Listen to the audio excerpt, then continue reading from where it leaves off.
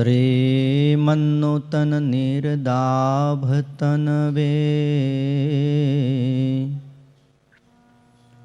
શ્રીમાધુરીમૂર્તયે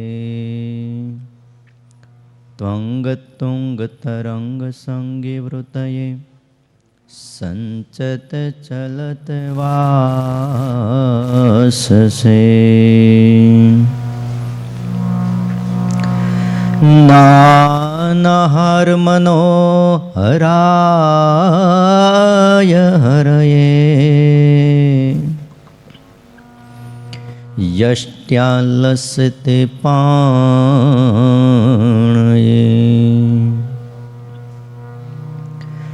તસ્મૈ શ્રી ગુરવે ભવાય સહજાનંદાય વંદામહે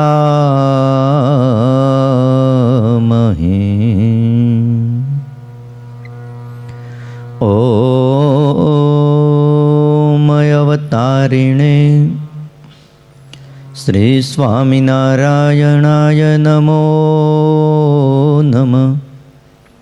શ્રી હરિ કૃષ્ણાય ઘનશ્યામાય નમો નમઃ. એકાકી વનવાસીને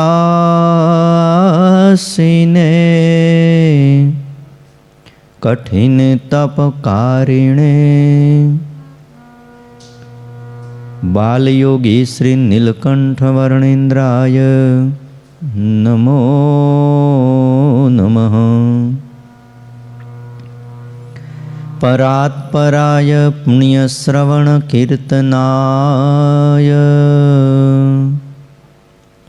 શ્રી સહજાનંદ સ્વામીને શ્રી નારાયણ મુનયે નમો નમઃ. બોલો શ્રી સ્વામિનારાયણ ભગવાનની, હરે કૃષ્ણ મહારાજની, લક્ષ્મીનારાયણ દેવાની, ગોપીનાથજી મહારાજની, રાધારમણ દેવાની, સિદ્ધેશ્વર મહાદેવની, વિઘ્ન વિનાયક દેવની, કષ્ટભંજન દેવની જય.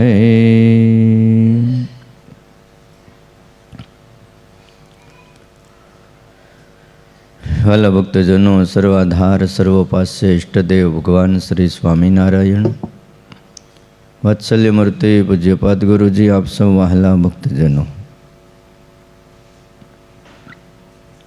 પવિત્ર ધનુર્માસ ચાલે છે. તારીખ છે 28/12/2023, ગુરુવાર છે. એટલે રાતે પાછી ગુરુવારની સુહૃત સભા છે, ભૂલાઈ ન જાય. પહેલાં કીધું હોય ને તો ઠેઠ સુધી યાદ રહે.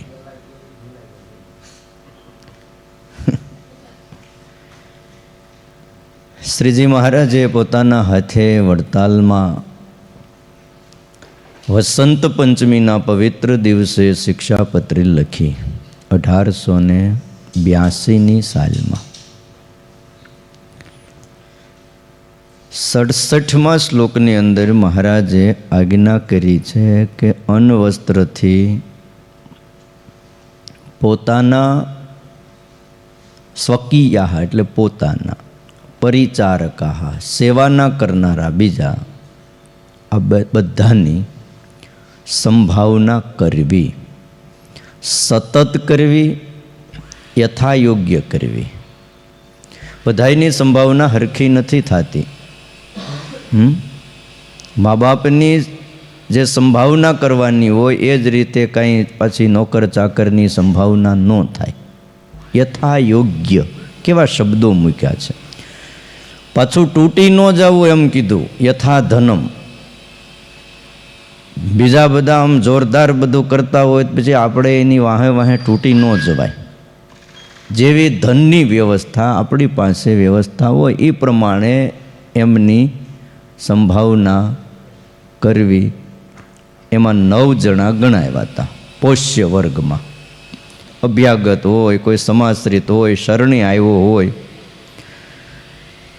અને શરણે આવ્યો હોય એની રક્ષા કરવી એ શરણાર્થીની રક્ષા એનું કર્તવ્ય બની જાય છે. બોલો, કૌંચી નામનો દૈત્ય હતો. નરનારાયણ ભગવાને એની હારે 1000 વર્ષ યુદ્ધ કર્યું છે. બોલો, 1000 વર્ષ યુદ્ધ કરે તો એક બખ્તર તૂટે. આવા 1000 બખ્તર એની પાસે હતા. એટલે એનું નામ હતું સહસ્ત્ર કૌંચી. ભગવાને કેટલા વર્ષે તોડ્યા તમે વિચાર તો કરો. નર અને નારાયણ રૂપે આવ્યા. નર ભગવાન તપ કરે અને નારાયણ પોતે યુદ્ધ કરે, અને નારાયણ યુદ્ધ બંધ કરે એટલે નર ભગવાન ઊભા થાય અને યુદ્ધ કરે. વચ્ચે જો યુદ્ધનો વિરામ થાય તો કવચ તૂટી ગયું હોય તો પાછું હંધાઈ જાય. એટલે યુદ્ધ બંધ નહીં કરવાનું. જો એ જ વ્યક્તિ મારી યાર યુદ્ધ કરે. એટલે ભગવાને 2 સ્વરૂપ ધારણ કર્યા. એક હરખા, ખબર જ ન પડે કે નર કોણ ને નારાયણ કોણ. આપણે દર્શન કરવા જઈએ અમદાવાદ ને કચ્છ ભુજમાં, એમાં ખ્યાલ આવે કે નર ભગવાન કોણ છે, નારાયણ કોણ છે? આ તો નીચે લખ્યું હોય, નકર ખ્યાલ ન આવે. સ્વરૂપ સરખા છે તો એકને દિશો છો દોય, જેનો મર્મ જાણે જન કોય. એક છો પણ 2 દેખાવ છો, એનો મર્મ કોક સમજી શકે છે. છેલ્લું બખ્તર બાકી રહ્યું.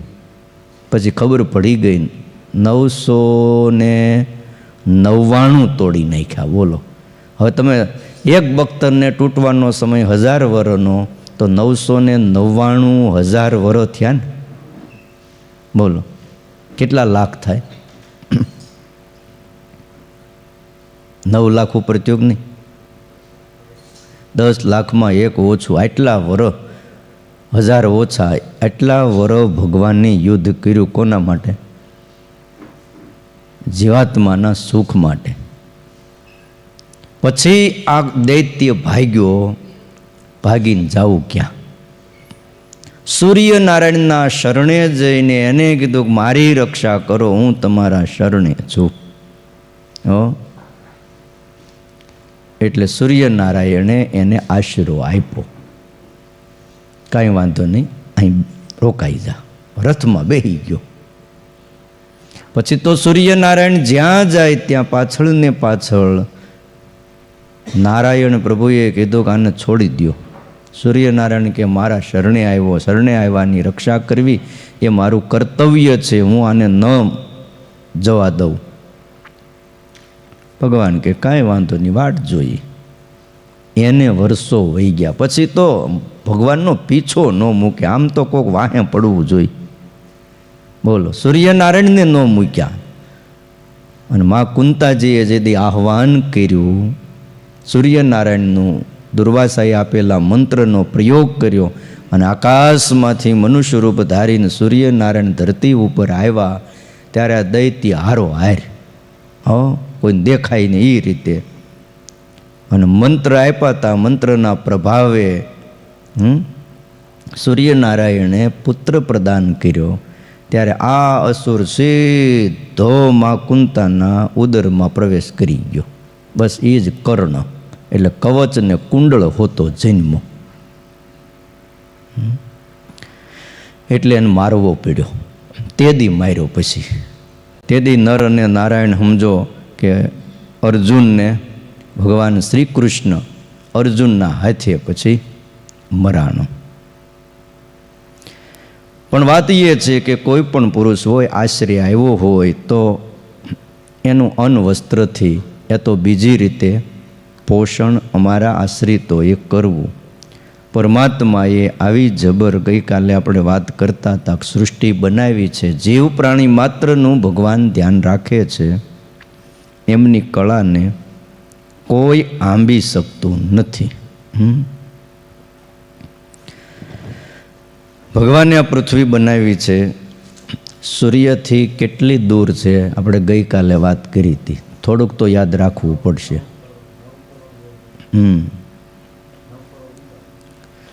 માઇલ એટલે આમ તો 9,10,000 માઇલ. માઇલને પાછા ઓલામાં કરવા જાય કિલોમીટરમાં તો બહુ લાંબા ટૂંકા થાય, તો 14,65,100 કિલોમીટર થાય. હવે એને ફૂટમાં કરવા જાય તો કરોડોમાં પહોંચે. એનું અંતર માપવા માટે પ્રકાશ વર્ષ નામનો એકમ વપરાય છે. ભણતા હોય એને ખ્યાલ હોય છે. પ્રકાશ એક વર્ષમાં જેટલું અંતર કાપે એને પ્રકાશ વર્ષ કહેવાય છે. અને પ્રકાશનો વેગ દર સેકન્ડે 1,86,000 માઇલનો હોય છે. કેટલો વેગથી પ્રકાશ નીચે આવતો હોય છે? 1 સેકન્ડમાં 1,86,000 માઇલ. એને કિલોમીટરમાં કરો તો પાછું કરોડોમાં વયું જાય. છતાંય એ વેગે ચાલી સૂર્યપ્રકાશને પૃથ્વી ઉપર આવી પહોંચાડતા આપણે વાત કરી તે 8.25 મિનિટ લાગે છે. અને આપણી પાસેના તારાના પ્રકાશને પૃથ્વી સુધી પહોંચતા પૂરા 4.25 વર્ષ લાગે છે. બીજા બધા તારાઓ છે ને એનો પ્રકાશ અહીંયા આવતા કેટલા વર્ષ લાગે? 4.25 વર્ષ લાગે. પરમાત્માએ જે કર્યું છે એવું કોઈ કરી શકતા નથી. એનાથી વધુમાં વધુ જે દૂર તારાઓ છે એ આપણાથી 66,000 પ્રકાશ વર્ષ દૂર છે. એટલે આકાશમાં એકબીજાથી અબજો માઇલ દૂર આ બધા તારાઓ એ આવેલા છે. અને લંબાઈ પહોળાઈ પણ એ 1,00,000 પ્રકાશ વર્ષની છે એની. બોલો, એટલા એકબીજાથી છેટા છે અને છેટા રહેવામાં જ મજા છે. શું કહેવું? અમુક અંતર તો હોવું જોઈએ. વૈજ્ઞાનિકો એમ કહે છે કે બ્રહ્માંડના 100 અબજ કરતાં વધારે આકાશગંગાઓ છે. પહેલાં તો માનતા નહોતા લોકો, આપણા ઋષિઓ લખી ગયા પણ નહોતા માનતા.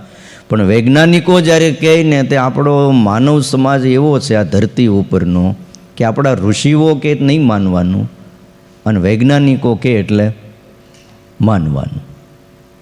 બ્રહ્માંડમાં 100 અબજ કરતાં વધારે આકાશ ગંગાઓ છે.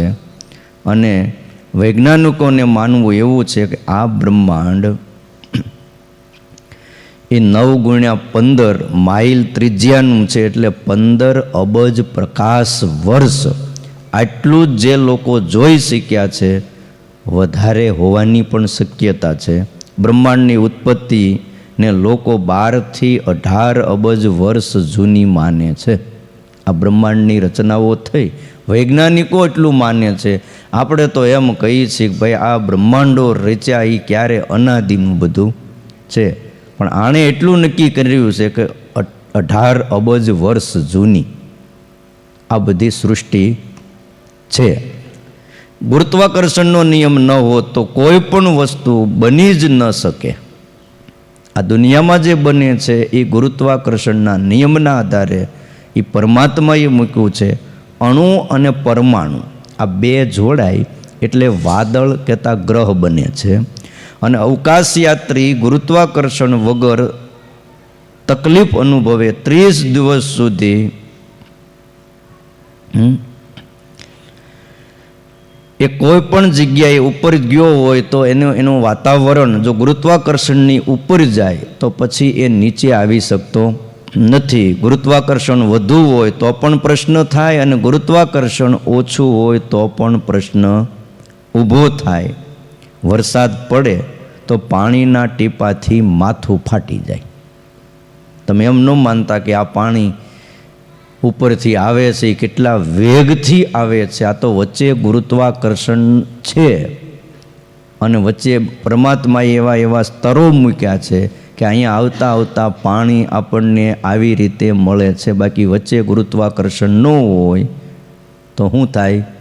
પાણી સીધું પડે એટલે ગમે એનું માથું ફાડી નાખે. પથ્થર જેવા પથ્થરને પાણીનું ટીપું પીડ્યા કરે, ટીપું પીડ્યા જ કરે, પથ્થર ફાડી નાખે. સૌથી ઝડપી ગતિ કરતો ગ્રહ બુધ છે અને સૂર્ય ફરતે જુદા જુદા વેગે એ ફરે છે અને ગુરુ ગ્રહનો એક દિવસ 10 કલાકનો જ છે.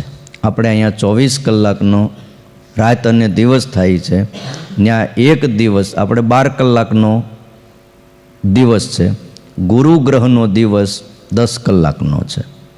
એટલે સૂર્યના કિરણો બહુ ઓછા સમય માટે એક ભાગ પર રહેવાથી ત્યાં ગુરુ ગ્રહ ઉપર બધે જ બરફ જામી જાય છે. સૂર્યના કિરણો જ્યાં જ્યાં આજે પણ ધરતી ઉપર ઓછા પડે છે ત્યાં નકરો બરફ જ જામે છે. આ વિદેશોમાં શું કામ થાય છે કે ત્યાં સૂર્યના કિરણો પડતા નથી. અને આપણે તો ભાગ્યશાળી છીએ. આ સૂર્યનારાયણની નગરી છે, એને કહેવાય છે સૂર્યપુર. કાળક્રમે નામ થઈ ગયું સુરત, બાકી આનું નામ હતું સૂર્યપુર. એટલે આપણે તો બહુ મૂંઝાવાની જરૂર નથી. અહીંયા સૂર્યનારાયણના કિરણ જેટલા જોઈએ એટલા આપણે પણ લેવા જોઈએ. જરાક બહાર જઈને બરફ ન જામે. ટાઈમે ટાઈમે શિયાળો, ઉનાળો, ચોમાસું આ બધું જ થાય છે. અને આપણી આકાશગંગાની અંદર જેમ કીધું 100 અબજ તારાઓનો સમૂહ છે, એને લઈને 210 માઇલ સેકન્ડની ઝડપે એ ફર્યા જ કરે છે. સૂર્યમંડળના ગ્રહો સૂર્યની પ્રદક્ષિણા કરે છે. આ બધું જ પરમાત્માએ આટલું જો કર્યું હોય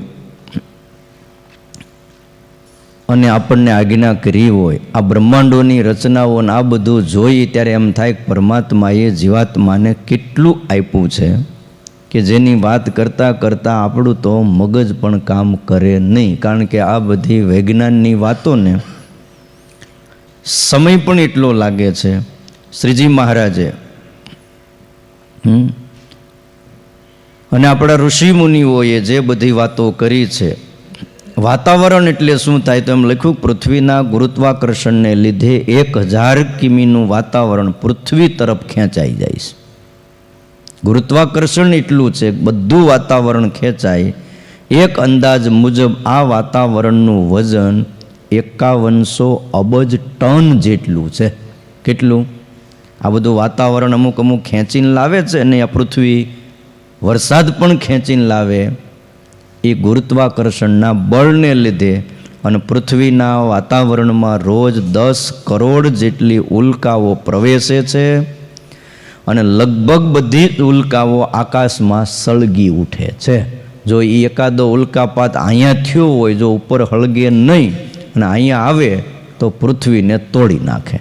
આટલા મોટા એ બધા ઉલ્કાપાત હોય છે. એટલે વાલા ભક્તજનો, શ્રીજી મહારાજે આપણને આ શિક્ષાપત્રી લખીને આપી છે ને, એ ગજબની શિક્ષાપત્રી છે કે જેમાં કોઈ વાતને બાકી મૂકી નથી. અને ત્યાર પછી એક વિવેક બતાવે છે. આજ્ઞા છે પણ વિવેક છે. 68મો શ્લોક છે. યાદૃગ ગુણોય પુરુષ તાદૃશા વચનેન સહ દેશકાલાનુસારેણ ભાષણીયો ન ચાન્યથા. યાદૃગ ગુણો યહ પુરુષ, જે પુરુષ જેવા ગુણવાળો હોય. શ્રીજી મહારાજ લખે છે કે મારા આશ્રિત હોય એણે આ કરવું. જે પુરુષ જેવા ગુણયુક્ત હોય તે પુરુષને તેવા વચને કરીને દેશ કાળને અનુસારે બોલાવવો. બીજી રીતે ન બોલાવવો. બે વસ્તુ મૂકી, એક દેશ મૂક્યો અને બીજો કાળ મૂક્યો. કાળ એટલે સમય. વ્યક્તિ ઈનો ઈ છે, કયા દેશમાં છે. અહીંયા હોય તમે તુકારે બોલાવતા હો હાલે. એનો જ વ્યક્તિ વિદેશની ધરતી ઉપર વયો જાય, ત્યાં કંઈક મોટી પોસ્ટ ઉપર બેસી જાય, પછી તમારે અહીંથી ફોન કરીને ગમે એમ તુકારે ન બોલાવાય. સમય બદલી ગયો, દેશ પણ બદલાણો અને કાળ. કાળ એટલે સમય. નાનો હોય ત્યારે તમે એક વચનથી બોલાવતા હો, પણ એનો એ વ્યક્તિ જ્યારે એનો કાળ બદલાઈ જાય પછી એને એવી રીતે બોલાવાય નહીં. બીજી વાત છે કે યાદૃગ ગુણો પુરુષ, જેવા એનામાં ગુણ હોય એવી રીતે દેશકાળને અનુસારે વચન બોલાય. ભાષ્યકાર સતાનંદ સ્વામી શ્લોકની વ્યાખ્યા કરતા એવું કહે છે કે જે પુરુષ જ્ઞાતિ, કુળ, વિદ્યા, તપ, યોગ, ઐશ્વર્ય અને પ્રતાપ આદિ એવા અનેક પ્રકારના ગુણથી યુક્ત હોય તો એ પુરુષને એવા ગુણોથી યુક્ત દેશકાળ અનુસારે ઉચ્ચારેલું વચન અને એ જ વડે બોલાવો, અર્થાત ગુણોને સામે રાખીને બોલાવવો. પછી ત્યાં જાતિ આ તે બધું જોવા ન બેસવું. આપણે મોદી સાહેબ હોય પછી એમ ન કહેવાય કે ચા વેચતા હતા. હવે અત્યારે તમે એમ કહેવાય ભાઈ ચાવાળા જરાક ગુજરાત સામું જોજો, સારું લાગે. હતા ચા વેચતા હતા તે વેચતા હતા ભાઈ, પણ અત્યારે ચા નથી વેચતા. અત્યારે તો આખા તો બોલો, અત્યારની આખી વાત જુદી થઈ ગઈ છે. અને 2024માં હજી પાછી વાટ જોવાની જ છે ને. તો હા, એટલે લખ્યું છે ગુણાતીતાનંદ સ્વામીની વાતોમાં કે નાનો હોય, પોતાનો નોકર હોય કે એને જો રાજ મળી જાય તો એને પછી એ રીતે ન બોલાવાય. એમાં ગુણાતીતાનંદ સ્વામી એમની વાતોમાં એક વાત લખી છે કે રાજાનો કુંવર અને રાજાનો નોકર બે જણા કંઈક જતા હતા. દૂર દૂર દૂર દૂર સુધી જંગલમાં નીકળી ગયા અને એમાં રાજકુંવરને લાગી ભૂખ. એટલે એણે તરત નોકરને કીધું તું કંઈક જમવાનું લેતો આય. તો કે કુંવર સાહેબ તમે અહીં બેસો, હું નગરમાં જાઉં છું. બહુ દૂર વહી ગયા હતા. પહેલાં તો ઘોડે બેહીને ગયા, પછી તો જંગલમાં ફરવા જવું છે. ને કુંવર એવા એને કોઈ દી આ બધું જોયું નહોતું કે આપણે હજી દૂર હાકો હજી દૂર. તે પોતાનું નગર રાજ છૂટી ગયું ને બીજા રાજમાં જતા રહ્યા. આઘા બહુ વહી ગયા. નોકર કે પણ કુંવર સાહેબ એટલું બધું દૂર ન જવાય. તો ના ના હું કહું છું ને તમ તાર. હવે ન માને તોય દખ ને માને તોય દખ. થયું જે થવું હોય થાય. ઘણા દૂર નીકળી ગયા ને ભૂખ લાગી. હારે નાસ્તા પાણી નહીં તો હું લેતો આવું, તમે અહીં બેહો. નગરથી થોડેક દૂર એને બેહાઈ રહ્યા, નગરમાં જવાય નહીં. નોકર કંઈક લેવા માટે આવ્યો, કંઈક ગાંઠિયા ને પેંડા કંઈક મળી જાય લઈ જાવ કે.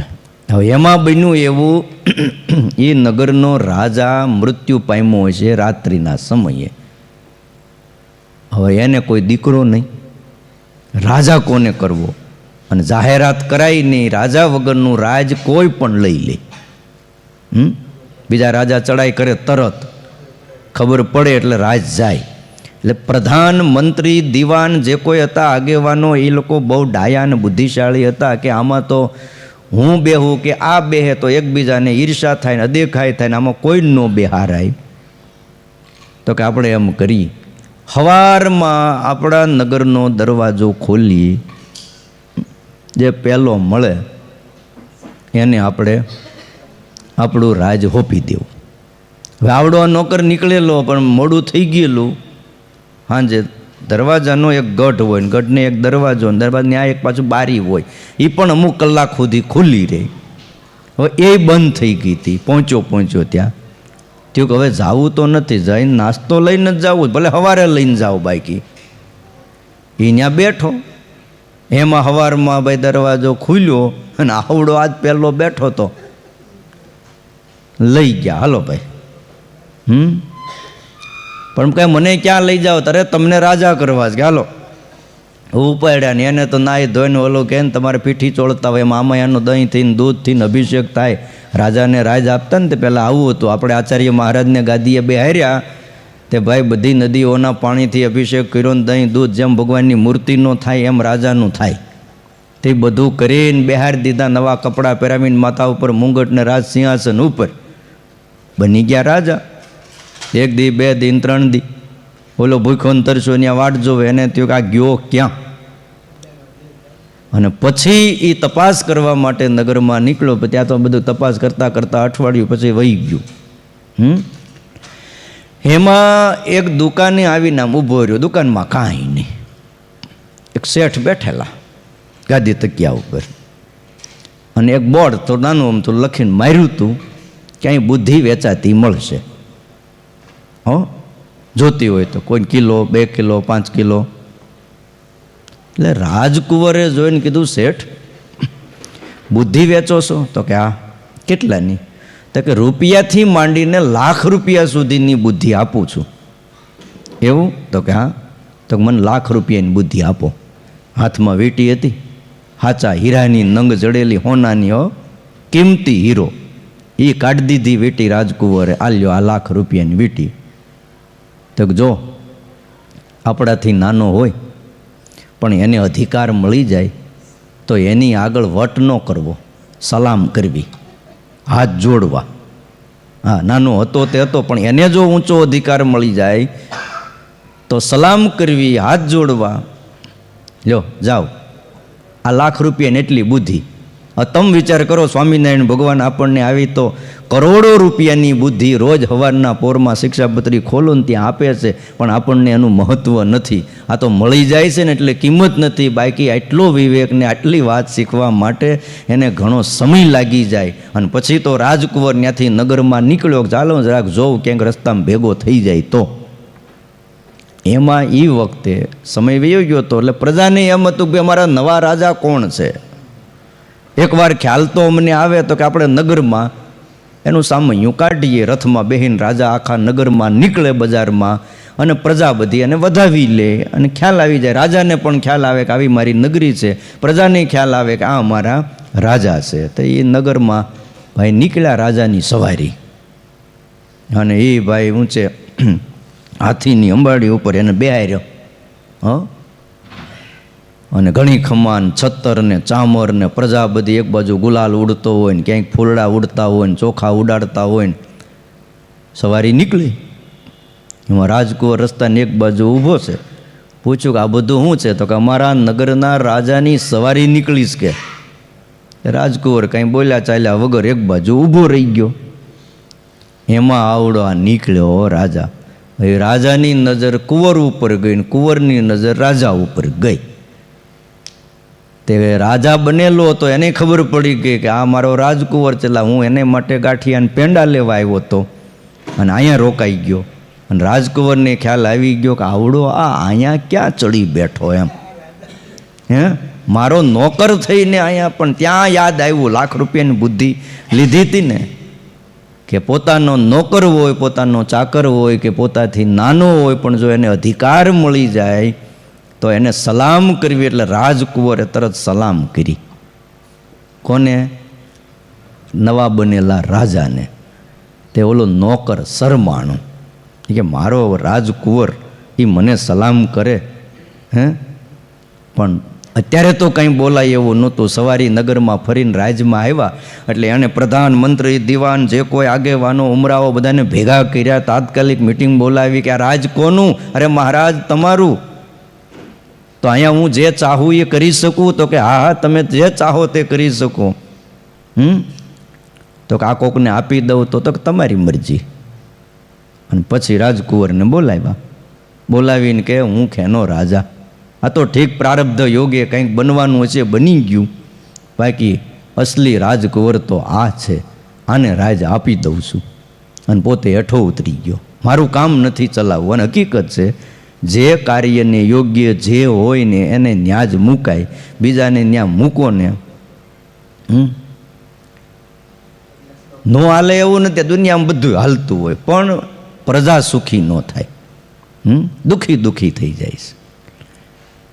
આ સલામ ભરીને એટલે કામ થયું. અને તે દી કંઈક હુકમ જો કર્યો હોત ને, કાંઈક કરવા ગયો હોત ને, તો એ નવા બનેલા રાજાના સૈનિકો તરત આને પકડી નાખી દેતા અંદર. પછી એ રાજા હોય કે રાજકુંવર હોય, ન્યા ન હાલે.